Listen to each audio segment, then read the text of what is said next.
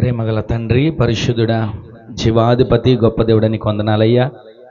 ఇంతవరకు నీ సన్నిధి తోడుగా ఉంచి ప్రారంభించినటువంటి ప్రార్థన నుంచి ఈ క్షణం వరకు కూడా పాడిన పాటల ద్వారా మీరు మహిమను పొందారు అయ్యా. జరిగించినటువంటి నాయన ప్రార్థన విజ్ఞాపనలన్నిటిలో కూడా మీరు మా మధ్యన సంచరించి ప్రతి ప్రార్థనకు జవాబును దయచేశారు. ఈ సమయంలో నాయన ఈ దాసులు నిలబడబోతూ ఉండగా సిలువు చాటున మరుగు చేయండి. నాతోనూ మాతోనూ మీరు మాట్లాడండి.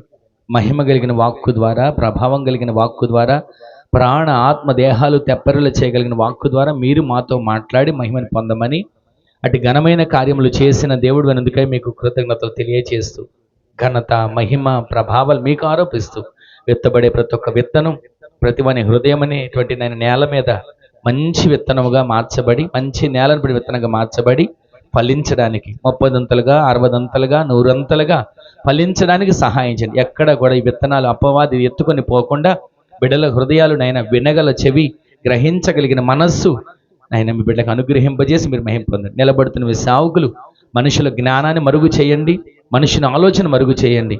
మీరు మాత్రమే ప్రత్యక్షపరచబడే వాక్కును బయలుపరిచి మీ ఘనమైన నామానికి మీరు మహిమను తెచ్చుకోనమని స్తుతి చెల్లిస్తూ మీ చేతులకు అప్పగిస్తూ నజరేయుడైన యేసు క్రీస్తు పరిశుద్ధమైన శక్తి గల నామంలో స్తుతించి ప్రార్థించి వేడుకొని పొందుకొని ఉన్నాము తండ్రి, ఆమేన్. దయచేసి అందరూ కూర్చోనండి. కొద్దిసేపు దేవుని మాటలు మనం విందాం. సమయం 9 కావస్తుంది. 7 గంటలకు ప్రారంభించాం. అప్పటి నుంచి రాజన్న పాడి, అక్క పాడి, తర్వాత అమ్మగారు పాడి, ఒక్కొక్కరు 2 3 పాటలు పాడుతూ వచ్చారు. అయితే ఈ వచ్చిన వారందరికీ పాటలు ఇవ్వడం సమయం చాలదని అన్నకు ఒకరికి లాస్ట్ ఇవ్వడం జరిగింది. దయచేసి వేరేలాగా అనుకోకండి. ఏ విధం చేతనైనా దేవుని మాటలు మనం వినాలి. ఆమెన్ చెప్పండి, ఆమెన్ చెప్పండి. ఈ సమయంలో ఒక్క మాటను మీకు జ్ఞాపకం చేస్తా. దేవుని మాట జీవం కలిగిన మాట. మనుష్యుడు రొట్టె వలన కాక దేవుని నోట నుండి వచ్చే ప్రతి మాట వలన జీవిస్తాడు. ఆ మాట వింటున్న మన జీవితాల్లో ప్రతిరోజు ఆ మాట మన హృదయాలకు దీవెనకరంగా, ఆ మాట మన ఆత్మీయ జీవితానికి మేలుకరంగా, మనకు దారి చూపే దీపముగా, మనం నిత్యము నిలబడగలిగిన బండగా ఆ మాట మనకు తోడే ఉండి నడిపించునుగాక. ప్రభువును రక్షకుడైన యేసుక్రీస్తు నామములో కూర్చుని మీ అందరికీ వందనాలండి. ప్రభు ఇంతవరకు మనలను కుటుంబాలను కంచి వేసి కాపాడేందుకు అందరూ 2 చేతులతో ఒక క్షణం స్తోత్రం చెప్దాం. హల్లెలూయా, హల్లెలూయా. ఒక్క మాటను మీకు చూపిస్తాను చూడండి. జెఫన్యా ప్రవచన గ్రంథం 3వ అధ్యాయం 15వ వచనంలో రాయబడిన మాటను ఈ పూట మనం కొద్దిసేపు ధ్యానం చేసుకుందాం. తాను మీకు విధించిన శిక్షను యెహోవా కొట్టివేసి ఉన్నాడు. దేవునికే మహిమ కలుగును గాక. గడిచిన ఆదివారం ఒక మాట విన్నాం. ఎవరికైనా జ్ఞాపకం ఉందా? గడిచిన ఆదివారం ఎన్ని రోజులైందంటే 4 రోజులే కదా. ఒక మాట ఎవరికి జ్ఞాపకం లేదా? మనము దేవుని యందు ఆనందిస్తే మనకేమని చెప్పాను? బలం గుర్తుపెట్టుకున్నారు బాగా, కానీ దేవుని ఆనందించడం మర్చిపోయారు. దేవుని యందు ఆనందిస్తే బలం. ఆ బలం ఎక్కడి నుంచి వస్తుంది? 4 విషయాలు వింటూ వచ్చాం. పరిశుద్ధాత్మలో మనం ఆనందిస్తే బలమని, సన్నిధిలో ఆనందిస్తే బలమని, రక్షణ భాగ్యమే మనకు బలమని, నిత్యము కూడా నీతిమంతులుగా మనం మార్చబడితే, నీతిమంతులుగా జీవిస్తే బలమని, బలిపీఠం కడితే ఆ బలిపీఠం వచ్చే ప్రార్థన ద్వారా బలమని వింటూ వచ్చాం. 4 విషయాలు. ఈ పూటకు ఒక్క మాట మీకు జ్ఞాపకం చేసి కొన్ని విషయాలు మీకు జ్ఞాపకం చేస్తాను. ఇంతకీ మనం చదివిన మాట మీరందరూ చూసే ఉంటారు. రిపోర్ట్ వచ్చిన వాగ్దానం, తాను మీకు విధించిన శిక్షను యెహోవా కొట్టివేసి ఉన్నాడు. ఒకసారి మనం ఆలోచించినట్లయితే దేవుడే విధించాడంట శిక్ష. ఎవరో రాజో, లేకపోతే జైలు అధికారో, లేకపోతే ఈ లోకంలో ఏలే నాయకులు విధించిన శిక్ష కాదంట. ఎవరు విధించారని రాస్తుంది అక్కడ?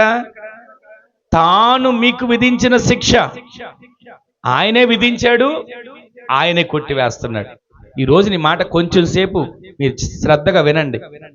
తాను మనకు విధించిన శిక్ష అసలు ఎందుకు విధించాడు? మరలా ఆయన ఎందుకు కొట్టివేశాడు? ఆయన శిక్ష విధించాడు, ఆయనే కొట్టివేశాడు అని రాస్తుంది. మీకు అర్థం అవ్వాలని నిమిషాలు చెప్తున్నా.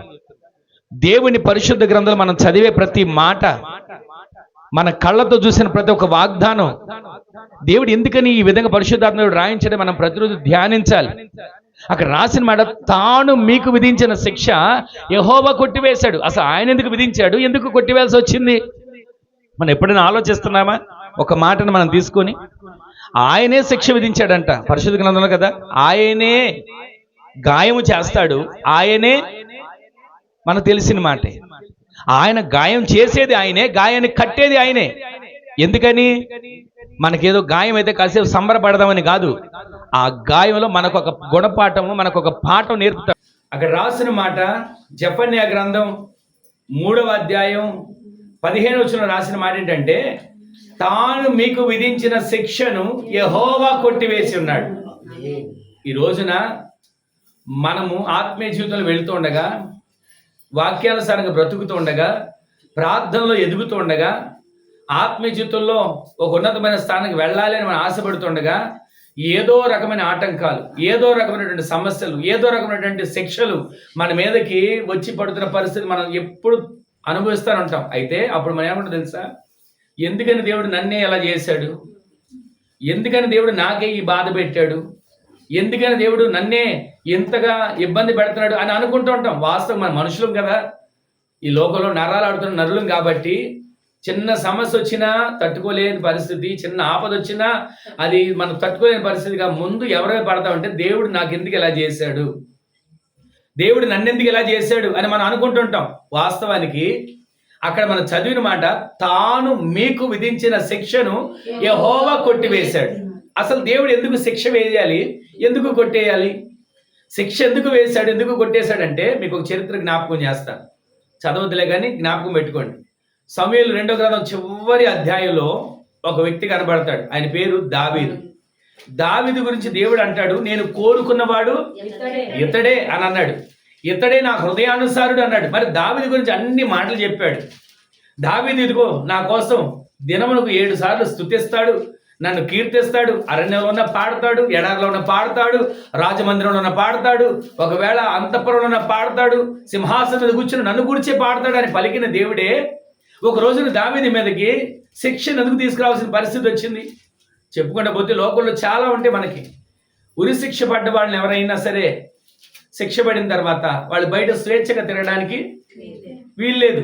ఎందుకంటే వాళ్ళు చేసిన నేరానికి శిక్ష పడింది, శిక్ష అనుభవించాలి. ఉరి శిక్ష వాళ్ళకి శిక్షలాగా వేశారంటే వాళ్ళు చేసిన నేరం ఎంత కఠినమైంది అయి ఉంటుంది, వాళ్ళు చేసినటువంటి ఘోరం కానీ నేరం కానీ ఎంత భయంకరమైనది అయితేనే వారికి ఉరి శిక్ష వేస్తారు. కొంతమందికి యావజ్జీవ కారాగార శిక్ష అని వేస్తారు. ఎలాంటి శిక్ష వేసినా ఆ శిక్ష అనుభవించాల్సిందే. కానీ ఆ శిక్షలోంచి ఏమండి నేను ఏదో రకంగా బయటపడతాను, డబ్బు కడతాను, లేకపోతే ఏదో రకంగా నేను చేస్తాను, ఏదైనా నాది ఇస్తాను అని అన్నా బయటికి రావడానికి వీల్లేదు. ఒకవేళ రావాలని ప్రయత్నించినా అది కొంచెం అవకాశం మాత్రం తప్ప పూర్తిగా విడుదల మాత్రం కలగదు. అతను శిక్ష పొందాల్సిందే.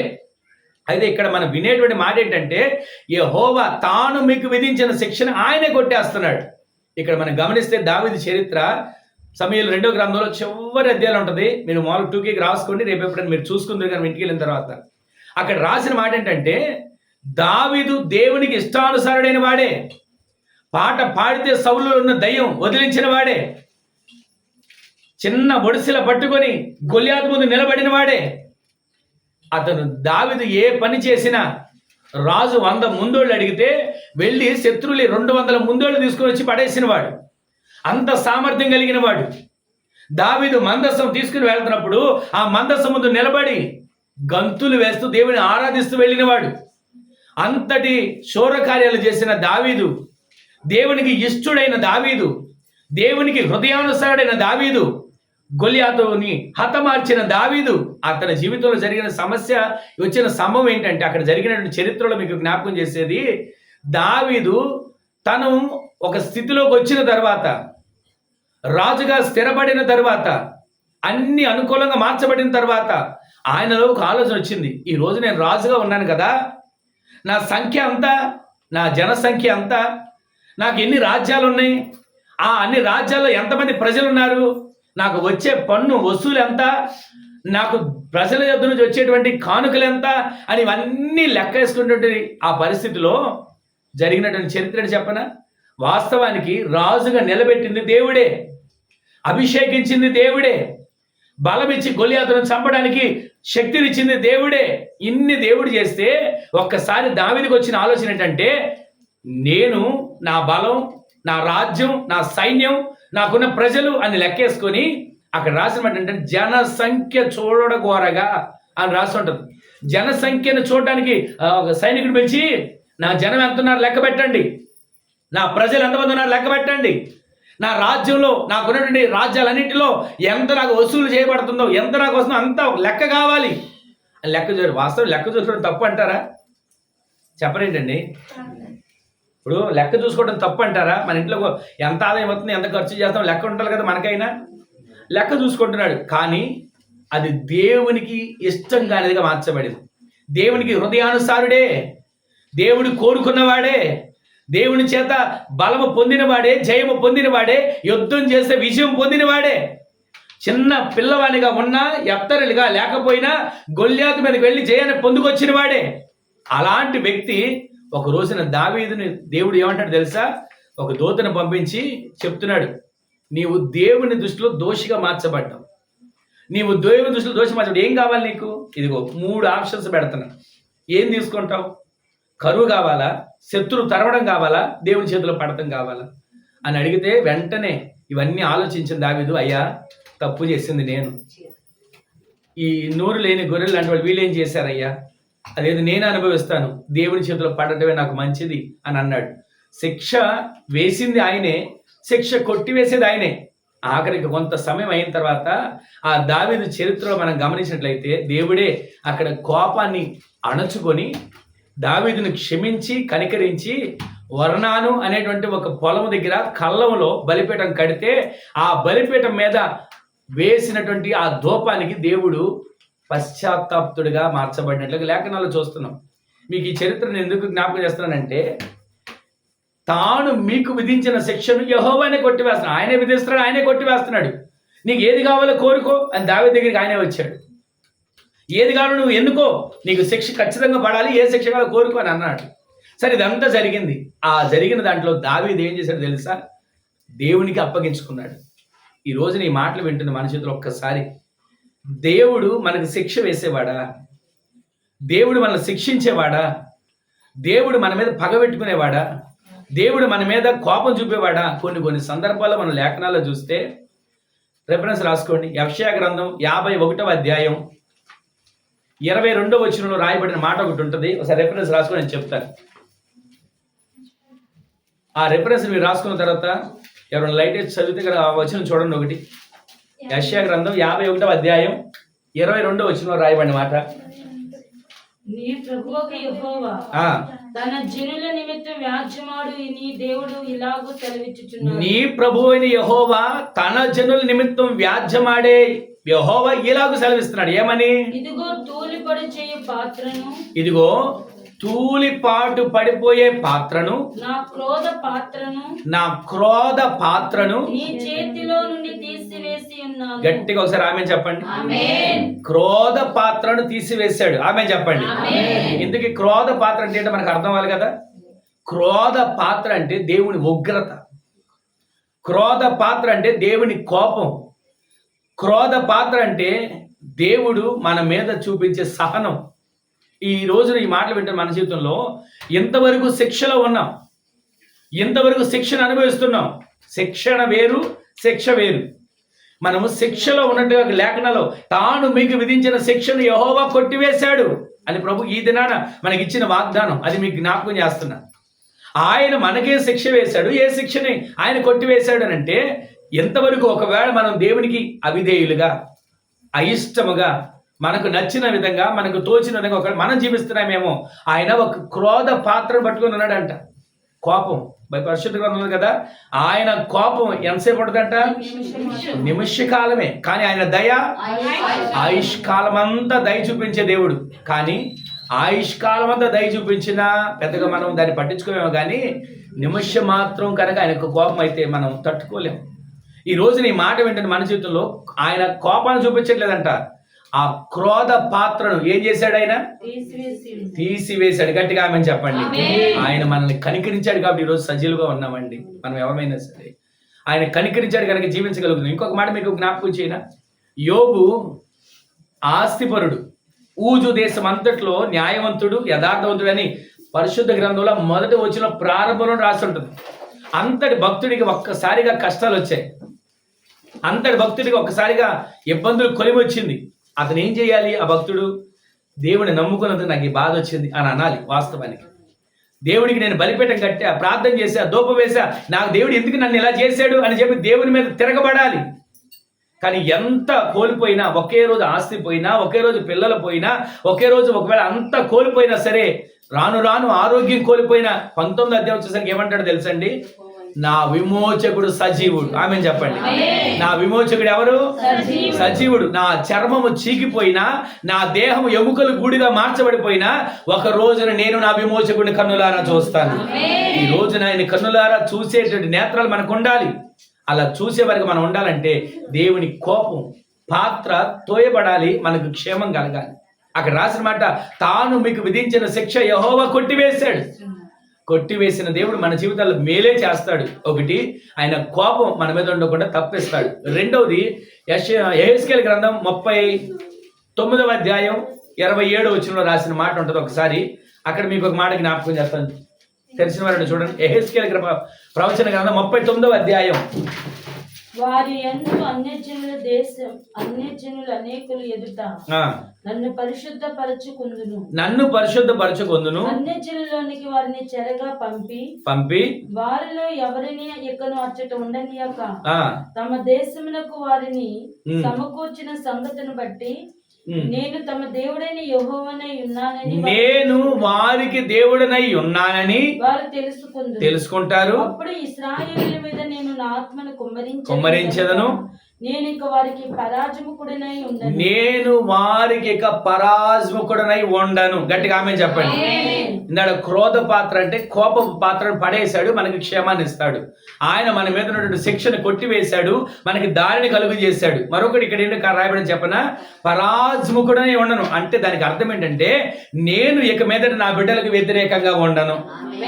ఆమె చెప్పండి. మన దేవుడు మనకి వ్యతిరేకంగా ఉండేవాడు కాడండి.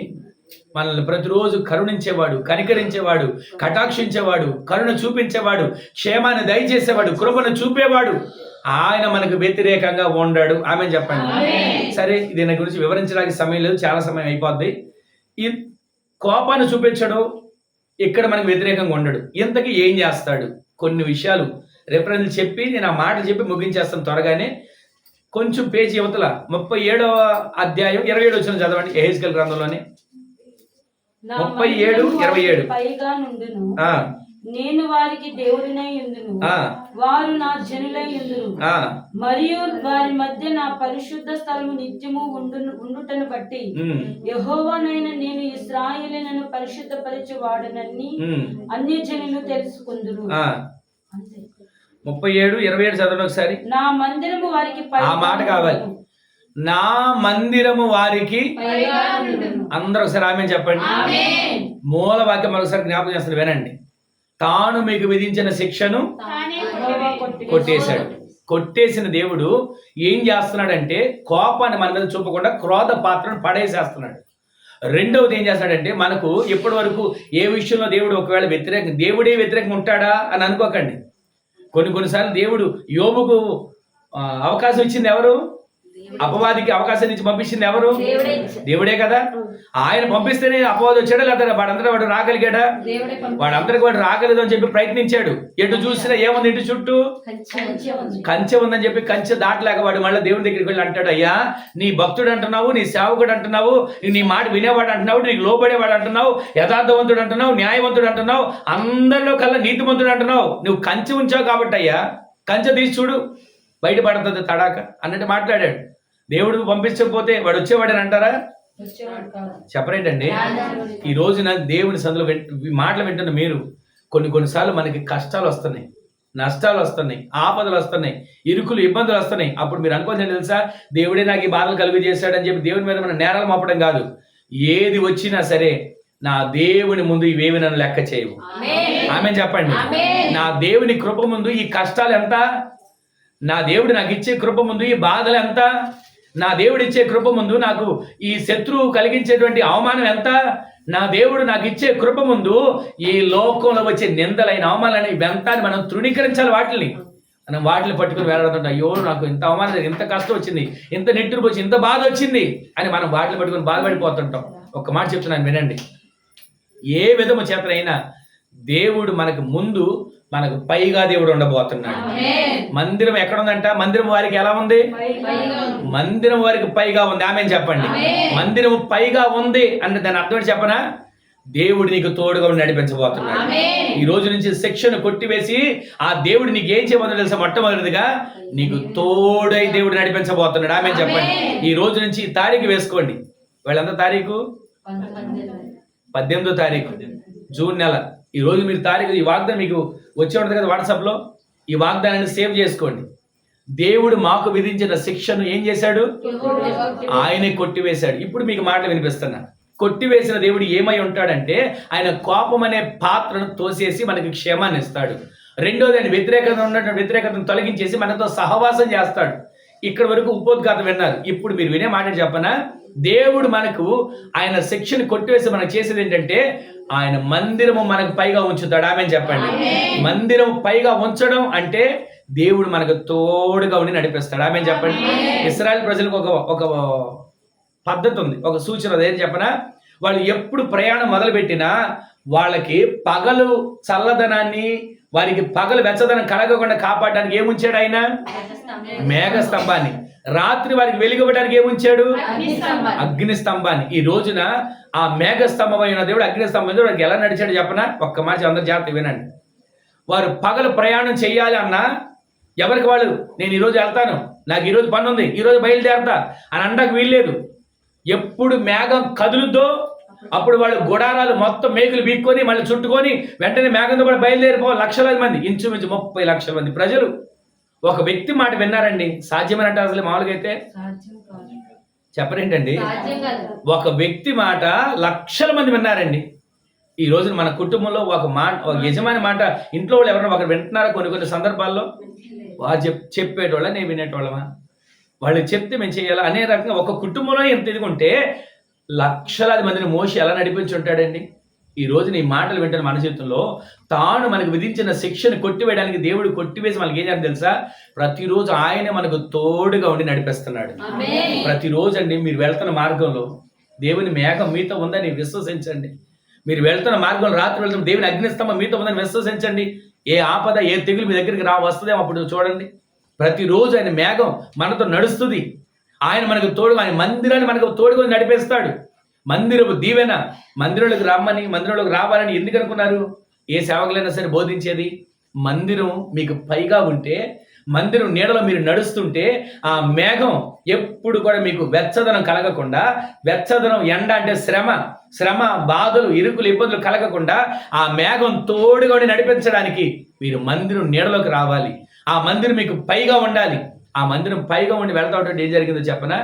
ఆ మందిరం నీడలో వాళ్ళు వెళ్తున్నప్పుడు ఎంతసేపు కూడా వాళ్ళకి అలసట అనేది రాలేదు. ఆమె చెప్పండి. ఆత్మీయ జీవితంలో మనం ప్రతిరోజు ఒక రోజు అంతా కష్టపడి ఏమవుతాం? ఒక రోజు అంతా కాదు, పోయిన ఒక గంట గట్టిగా పని చేసాం, ఏమైపోతాం? వెంటనే అలసట వచ్చేస్తుంది ఆటోమేటిక్గా. కానీ వాళ్ళకి అలసట రాకుండా వాళ్ళు నడవడానికి తేలికగా ఉండేట్లుగా నీడ నుంచి దేవుడు నడిపించాడు. ఆమె చెప్పండి. ఎండలో ఒక గంట సేపు ఉన్నామండి, అలసట నాకు రాదు అన్నవాళ్ళు ఎవరైనా ఉన్నారా? అది ఏసీలో ఉదయం సాయంత్రం దాకా ఉన్నాం, అలసట వచ్చిద్దా? ఎందుకని? అది చల్లదనం. అలాగే ఆ దేవుడు వాళ్ళు నడిపించడానికి మేఘాన్ని ఎందుకు ఇచ్చాడు చెప్పనా? ఎండ అనేది వాళ్ళు తగలకుండా ఏసీ లాంటి మేఘాన్ని నుంచి పంపించాడు. ఆమె చెప్పండి. ఈ రోజున దేవుని బిడ్డలమైన మనకు మందిరపు నీడ, మందిరపు దీవెన, మందిరపు ఆశీర్వాదాల చేత మనకు పైగా వచ్చి మనం నడిపించు, దేవుడు నడిపించే మనం తోడుగా ఉండును గాక. ఆయన మనకు తోడై ఉంటాడు. ఆ తోడై ఉన్న దేవుని సన్నిధిలో మనం అంచెలంచెలుగా దీవెనకరంగా ఆశీర్వదించబడిన ప్రజలుగా మార్చబడదుము గాక. రెండో మాట మీకు జ్ఞాపకం చేస్తాను. దేవుడు మనకు తోడే ఉంటాడు, బాగానే ఉంది కదా. మరొక మాట అవకాశం ఉంటే చదవండి, లేదా నేను మాట చెప్తాను. యోవేలు రెఫరెన్స్ రాసుకోండి. యోవేలు ప్రవచన గ్రంథం 3వ అధ్యాయం 21వ వచనం రాసిన మాట ఏంటంటే, అయితే యూదా దేశములో నివాసులు నిత్యముందురు. ఆ దేశంలో ఉన్న నివాసులట ఎప్పుడు ఎంతకాలం ఉంటారంట? నిత్యము ఉంటారు. గట్టిగా ఆమె చెప్పండి. మొదటిది, ఆయన మన శిక్షను కొట్టివేసిన దేవుడు మనకు తోడుగా ఉండి నడిపిస్తాడు. ఆ నడిపించే మార్గంలో మనం ఎలా ఉండాలి అని దేవుడు తెలియజేస్తున్నాడంటే, ఏ దేశం అంటే అది యోధా దేశం. యోధా దేశం. ఆ యోధా అంటే అర్థం స్తుతి. నీవు ఎల్లప్పుడూ స్తుతించే దేశంలో ఉండాలి. ఆమె చెప్పండి. నేను ఆంధ్ర దేశంలో ఉన్నానండి అంటాం. నేను తెలంగాణ దేశంలో ఉన్నానండి అనేవాళ్ళు ఉంటారు.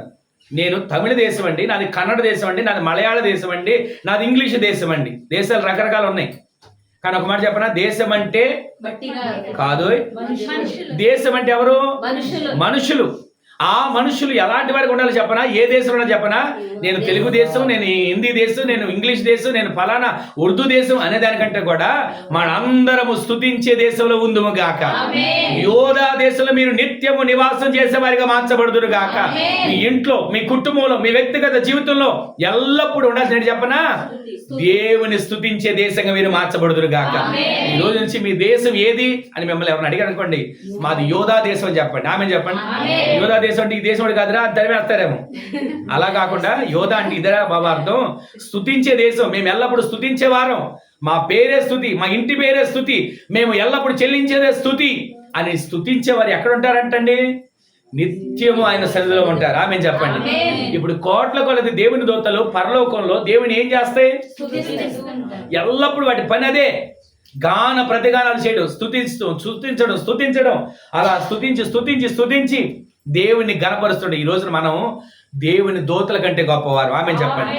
ఆ దేవుని దూతలైనా నోటి మాటతో కలుగును గాక దేవుడు చేశాడు, కానీ నిన్ను నన్ను మనల్ని ఎలా చేశాడు తెలుసా? ఆయన చేతులతో చేశాడండి. ఆమె చెప్పండి. ఈ రోజు నీ మాటలు వింటున్న మన జీవితంలో ఒక్క క్షణం మీరు ప్రతి మాటను జ్ఞాపకం ఉంచుకోండి. ఆయన మీకు విధించిన శిక్షను ఆయనే కొట్టివేస్తున్నాడు. కొట్టివేసిన దేవుడు మొదటిది మందిరపు నీడ నీ మీద ఉంచుతాడు, నీకు క్షేమాన్ని దయచేసి నీకు తోడై నడుస్తాడు. రెండవది, నువ్వు స్తుతించే దేశంలో ఉంటే ఆ స్తుతించిన నిన్ను నిత్యము కూడా స్తుతించే దేశంలో నిన్ను స్థిరపరుస్తాడు. ఆమె చెప్పండి. ఇప్పుడు స్తుతించిన నిన్ను ఏం చేస్తాడు? ఒక మాట నేను ఆ రిఫరెన్స్ చెప్తాను చూడండి ఒకసారి. పరిశుద్ధ గ్రంథంలో నుంచి ఆమోసు గ్రంథం 9వ అధ్యాయం 15వ వచనం రాసిన మాట మీరు అందరూ తీయొద్దు, నేను చెప్తున్నాను వినండి. గట్టిగా ఒకసారి ఆమె చెప్పండి. నేను సమయం లేదు, కరెంట్ వాతావరణం అనుకూలించలేదు, త్వరగా 2 మాటలు మీకు జ్ఞాపకం చేస్తున్నా. ఇక్కడ రాసిన మాట చెప్పనా, స్తుతించిన వారిని ఏం చేస్తాడంట దేవుడు? అది గట్టిగా ఆమె చెప్పండి. ఇందాక మీరు పాట పాడారు కదా, యెహోవా మందిర ఆవరణములో ఎన్నెన్నో మేళ్లు కలవు. ఆయన సన్నిధిలో మనం నిలిచి ఆయన సంతోషాన్ని మనం అనుభవించాలంటే మనం ఎక్కడ నాటబడాలి? దేవుని మందిరంలో మనం నాటబడాలి. అందుకే దేవుడు మనల్ని స్తుతించిన వారిని, ఎవరు స్తుతిస్తారో వారిని దేవుని మందిరంలో నాటిన మొక్కలాగా దేవుడు చేయబోతున్నాడు. మన ఇంటి ముందు ఒక మొక్క నాటామనుకోండి, దాన్ని బాగోగులు చూస్తామా? నాటలేకపోతే పోయినా వదిలేస్తామా? అలాగే దేవుడు మనల్ని నాటితే నీకు ఏది కూడా ఇబ్బంది అని కానీ, కొదువని కానీ, కష్టమని కానీ, కన్నీరని కానీ రాని ఒకటి నా దేవుడు నీకు ప్రతి నీరు పోయిపోతున్నాడు. లోకంలో ఉన్న వ్యక్తులు మాట్లాడతారు కదండి, నారు పోసిన వాడు అంటారు కదా. మరి దేవుడు మనం సృష్టించాడు, మనల్ని ఎందుకు విడిచిపెడతాడు? కానీ కొన్ని సందర్భాల్లో కష్టాలు వచ్చినప్పుడు కన్నీరు మనమే అంటాం, దేవుడు నా చెయ్యి విడిచిపెట్టేశాడు, దేవుడు నన్ను మర్చిపోయాడు, దేవునికి కూడా నేను బరువైపోయాను అనేవాళ్ళు అంటారు. ఆయన మనం మొయ్యడానికే కదండి అరచేతిలో చెక్కుకుంది. అరచేతిలో చెక్కుకుంది దేనికి? ఏ కాల్లోనూ మోకాళ్ళ దగ్గర అరికాల్లో చెక్కుకోవచ్చుగా. అరచేతులు ఎందుకు చెక్కున్నాడు చెప్పనా? ఆయన కంటికి దగ్గరగా ఉంటాం. ఆమె చెప్పండి. రెండోది ఆయన గుండెకి దగ్గరగా ఉంటాం. అందుకే నేను అరచేతులు చెక్కుకున్నాడండి మనల్ని ఎక్కడ పడితే అక్కడ నాట్లా, గంజాయి తోటలో లేకపోతే గురుగులున్న తోట మన నాట్లా, జీవము కలిగిన దేవుని తోటలో మనం నాటాడు. ఆ జీవము కలిగిన దేవుని తోటలో నాటబడిన మనము ప్రతిరోజు ప్రతి క్షణం ఆయన చేసిన మేలును బట్టి స్తుతించే వారిగా మార్చబడదుము గాక. ఒకటి, దేవుని మందిరం మనకు తోడుగా ఉంచి మనం నడిపిస్తాడు. రెండవది, మనం స్తుతించేటట్లుగా ఏ దేశంలో ఉండాలి? యోధా దేశంలో మనం ఉంటే, నిత్యం ఉంటే మనల్ని ఎక్కడ నాటుతాడు? ఆయన సన్నిధిలో నాటుతాడు. ఇప్పుడు ఇంకొక మాట చూపించి నేను ప్రార్థన చేస్తాను చూడండి. ఇంకొక మాట ఏంటంటే, జపన్య గ్రంథంలోకి రండి. మళ్ళీ ఒకసారి రెఫరెన్స్ రాసుకోండి, కరెంట్ లేదు కాబట్టి చూడడానికి ఇబ్బంది అని రాసుకోండి. 3వ అధ్యాయం 5వ వచనం. అక్కడ రాసిన మాట ఏంటంటే, జపన్య గ్రంథంలో 3వ అధ్యాయం 5వ వచనంలో, అయితే న్యాయం తీర్చు యెహోవా దాని మధ్యన ఉన్నాడు. అది ఆమె చెప్పండి. ఇప్పుడు ఒకటి మందిరపు నీడతో నడిపిస్తాడు, రెండవది నువ్వు స్తుతించేటట్లుగా, నిన్ను స్తుతుల సింహాసనం వేసేట్లుగా నిత్యము యోధా దేశంలో స్థిరపరుస్తాడు. మూడోది నిన్ను దేవుడి మందిరంలో చెప్పండి కూర్చేయండి నాటుతాడు. నాటిన దేవుడు విడిచిపెడతాడా? ఇక్కడికి వచ్చేసరికి ఏమంటున్నాడు తెలుసా? ఆయన మీ మధ్యలో ఉండబోతున్నాడు. ఆమేన్ చెప్పండి. ఎందుకని మధ్యలో ఉంటాడు? ప్రతిరోజు ఆదాము హవ్వలను దేవుడు సృజించి, ఇదిగో ఈ తోటలోని పండు తినండి, ఇదిగో ఇక్కడ నీళ్లు తాగండి, ఈ తోట చుట్టూ తిరగండి, ఎన్ని ఎకరాలు ఉందో అది మనకు తెలియదు కానీ ఈ తోట అంతా మీరు తిరగండి, 4 దిక్కుల నుంచి నీళ్లు పారతాయి, ఒక నదిని 4 శాఖలుగా విభాగించాను, 4 దిక్కుల నుంచి నీళ్లు పారతాయి, నీళ్లు తాగండి, తోట ఫలాలు తినండి, కానీ ఒక్క పని చేయొద్దు. ఏం పని అన్నాడు? తోట మధ్యలో ఉన్న పండుని తినొద్దు అన్నాడు. కానీ వీళ్ళు ఏం చేశారు? ఏది తినొద్దంటే, ఇప్పుడు మనం కూడా చూడండి, పిల్లలకి అరే అక్కడ కరెంట్ షాక్ కూడా వెళ్ళొద్దు అని అనుకోండి, అక్కడికే పరిగెడతాడు. కాలు జారిద్రా అటు వెళ్ళొద్దు అని అనుకోండి, ఏం చేస్తాడు? అంటే జాగ్రత్త లేదు చూద్దాం టెస్ట్ చేస్తారండి. ఈ రోజున మనం కూడా కొన్నిసార్లు దేవుడు మనకి ఇచ్చినటువంటి వాగ్దానాలు, ఇదిగో ఫలానా వాగ్దానం వచ్చిందా, ఈ వాగ్దానమా నెరవేర్చబడితే చూద్దాం అని అనుకుంటాం మనం కూడా.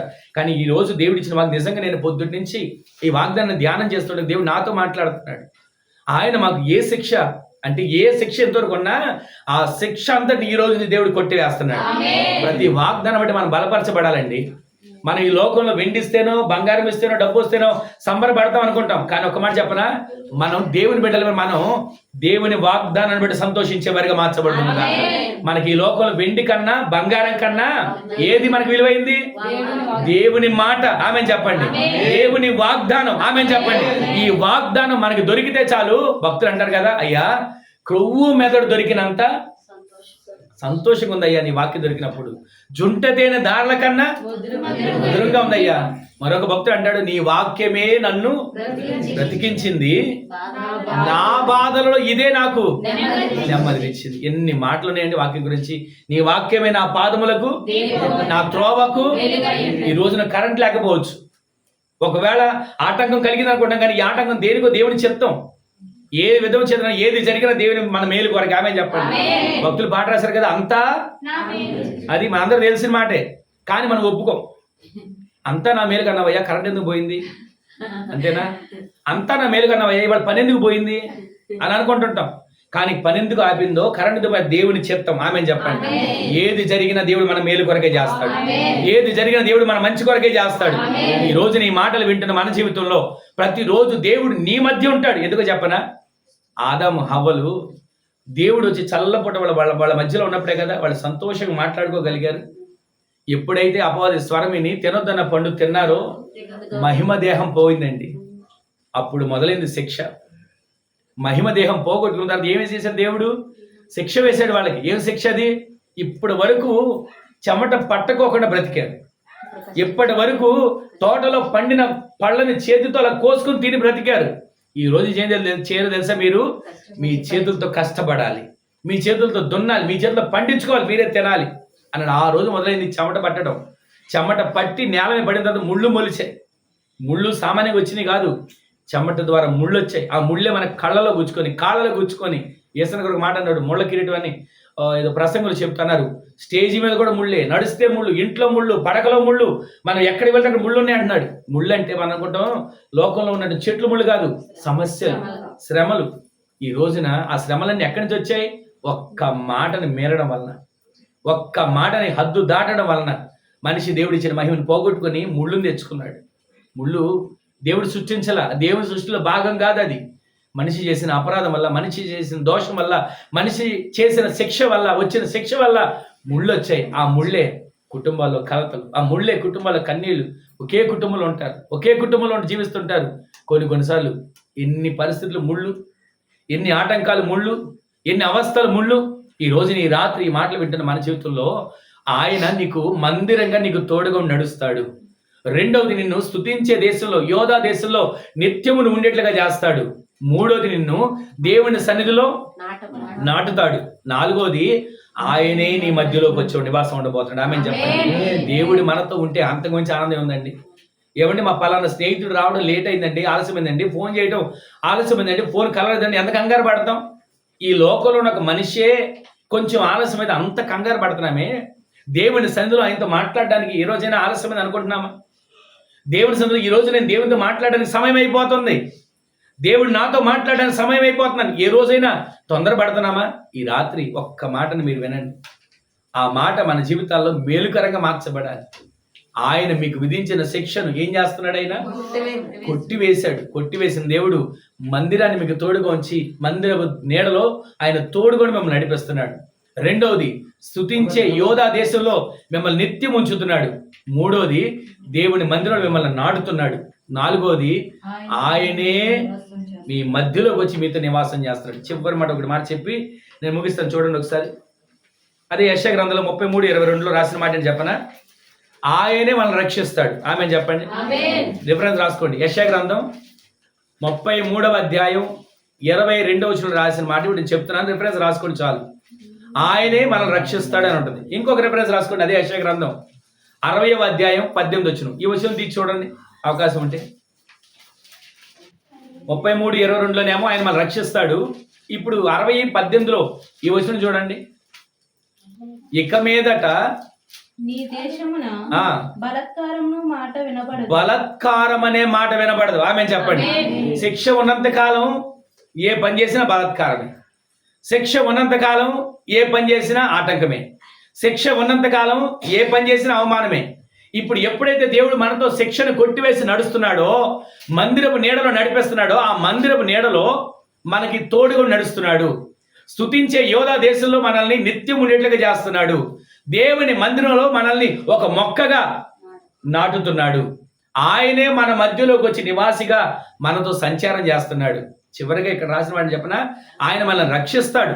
రక్షించేది 33:22 మనం ఉంటుంది, చదివించడం వీలేదు కానీ మీకు జ్ఞాపకం చేశా. ఇప్పుడు 60:18 మాట తెలుసా?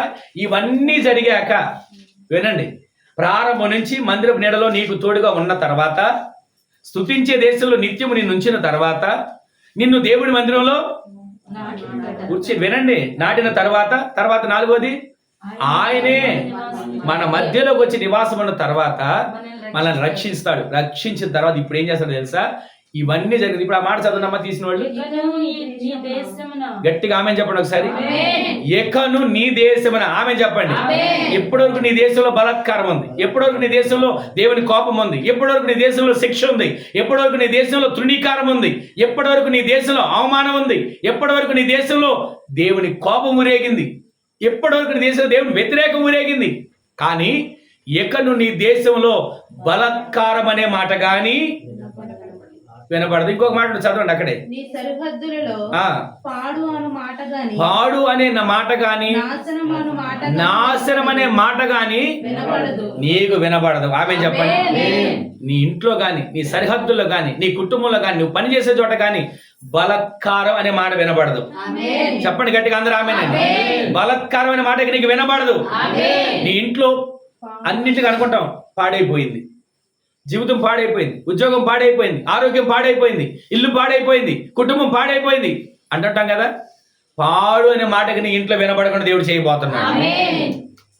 మన ఇంట్లో ఏదో లేకపోయిన ప్రతిదానికి నాశనం అయిపోద్ది, నాశనం అనే మాట అంటుంటాం. వింటున్నారు ఎప్పుడైనా? మాట విన్నారు ఎప్పుడైనా ఈ మాట? ఆ మాట ఇక మీదట మన ఇంట్లో గట్టిగా చెప్పండి వినబడదు. ఆమె చెప్పండి. పాడు అనే మాట గాని, నాశనం అనే మాట గాని వినబడదు. మరి ఏముంటది? చదవండి. నీకు రక్షణ దేవుడు ప్రాకారం ఉంచబోతున్నాడు. ఆయన నీకు రక్షణ అనే ప్రాకారం నుంచి నీ కుటుంబాన్ని నిత్యము కూడా శిక్ష నుంచి తప్పించబోతున్నాడు. ఈ రోజు ఏమండి మా ఇంట్లో ఏ కుటుంబ శిక్ష వచ్చిందని అని అనుకోకండి. వాస్తవంగా కొన్ని మాటలు మీకు జ్ఞాపకం చేస్తున్నాను. మీరు శిక్ష పడ్డారు అని నేను అనట్లేదండి. దేవుడు ఒకవేళ మనకు విధించిన శిక్ష ఏదైనా ఆ శిక్ష ఈ రోజుతో కొట్టివేయబడుతుంది. శిక్షను కొట్టివేసిన దేవుడు మందిరాన్ని మనకు తోడుగొంచి నడిపిస్తాడు. శిక్షను కొట్టివేసిన దేవుడు యోధా దేశంలో మనల్ని, స్తుతించే దేశంలో నిత్యం ఉంచుతాడు. శిక్షను కొట్టివేసిన దేవుడు మనల్ని లోకంలోనో ఊరి బయట ఊరికి వెలుపలో కాదు, ఎక్కడ నాటుతాడు? మందిరంలో నాటుతాడు. నాటిన దేవుడు, శిక్షను కొట్టివేసిన దేవుడు నేను ఏదో రకంగా మీరు బతుకండి, మీ బతకండి అని అనడు. ఆయన మన మధ్యలోకి వచ్చి నివాసం చేయబోతున్నాడు. ఇంకొక మాట, శిక్షను కొట్టేసిన దేవుడు ఏం చేస్తాడు తెలుసా? మనల్ని రక్షిస్తాడు. ఆ రక్షించిన ఆ విధానాన్ని బట్టి మన ఇంట్లో బలాత్కారం పాడు, నాశనం అనే మాటలు ఇక మీదట వినబడకుండా కొట్టివేయబడుతున్నాయి. వినబడకుండా కొట్టివేయబడుతున్నాయి. వినబడకుండా కొట్టివేయబడుతున్నాయి. అవి కొట్టివేయబడితే ఏం జరిగిందో తెలుసా? చివరికి ఒక మాట, రక్షణయే నీకు నాకు ప్రాకారంగా మార్చబడబోతుంది. ఈ రోజు నీవు నేను మనం కట్టుకున్నటువంటి సిమెంట్ రాళ్ళ గోడలో ప్రాకారం కాదు, దేవుని రక్షణ అనే ప్రాకారం నా దేవుడు మనందరికి అనుగ్రహించబోతున్నాడు. ఆ రక్షణ అనే ప్రాకారం దేనికి? ఈ శిక్షను కొట్టివేసింది దేనికి? నీవు నేను ఇక్కడ విడవబడ్డానికి కాదు, నరకం అనే గుంపులకు వెళ్ళడానికి కాదు, దేవుని రాజ్యములకు మనం వెళ్ళడానికి, నిత్యత్వంలోకి మనం చేరడానికి, పరలోక రాజ్యంలో మనం అడుగు పెట్టడానికి, యుగ యుగాలు కూడా ఆ దేవునితో కలిసి జీవించే వారిగా మనం నాటబడము గాక.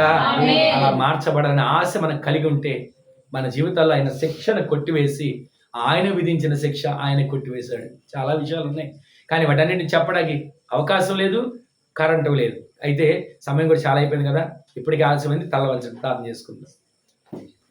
తల వంచండి, చిన్న ప్రార్థన చేసుకుని ముగించుకుందాం. ఒక చిన్న ప్రార్థన చేసుకుని ముగించుకుందాం. ఎవరు కూడా తల వంచండి.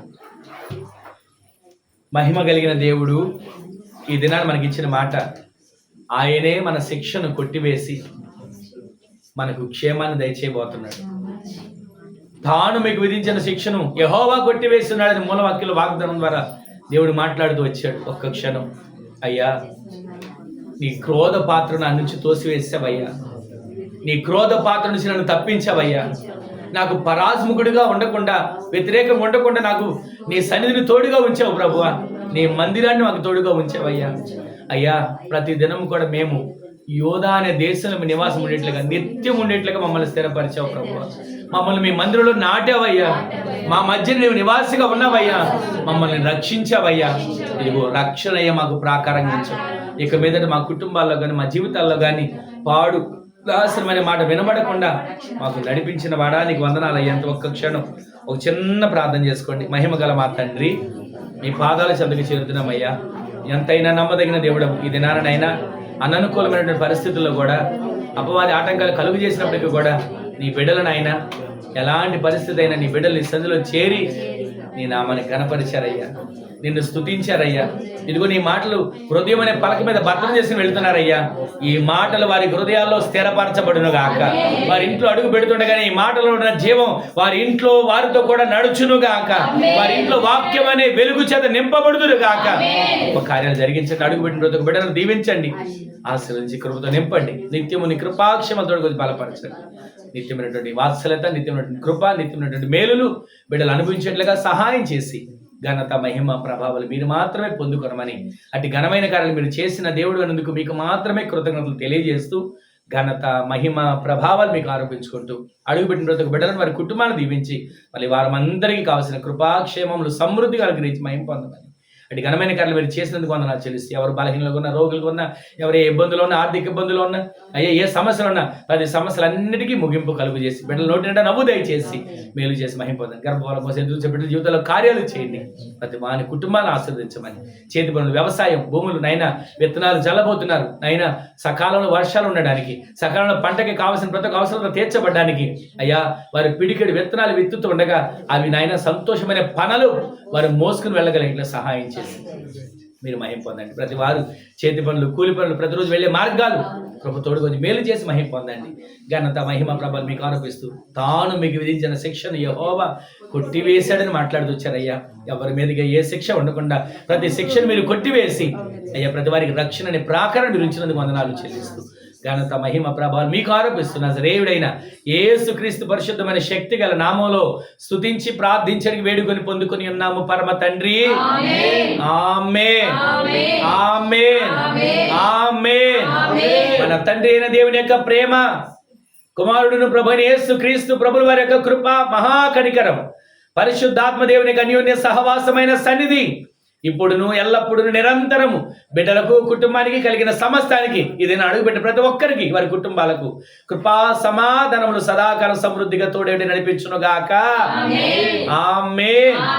హల్లెలూయా, హల్లెలూయా, హల్లెలూయా.